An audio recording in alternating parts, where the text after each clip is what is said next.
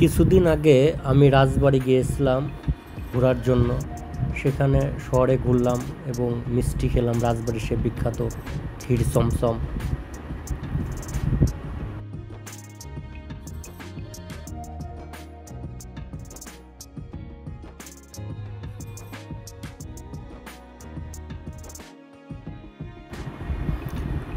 রাজবাড়ি শহরের পাশে আছে প্রমাত্তা পদ্মা নদী।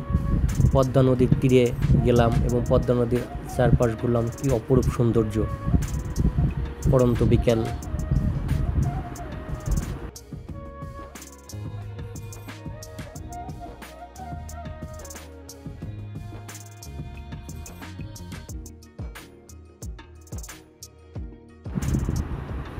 এটা হলো পদ্মা নদীর উপরে ভাসমান হসপিটাল।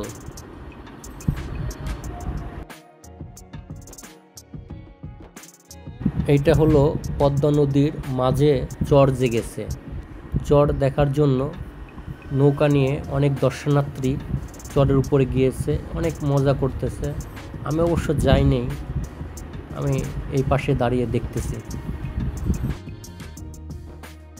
পদ্মার চরে যে শস্যগুলো দেখতে পাচ্ছেন, এটা হচ্ছে তামাক চাষ করছে কৃষকেরা।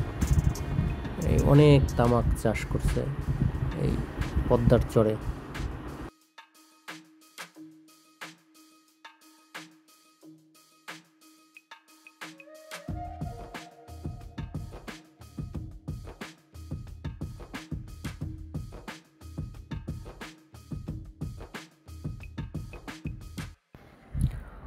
পদ্মার সৌন্দর্য উপভোগ করতে করতে কখন যে সন্ধ্যা নেমে গেল বোঝাই গেল না।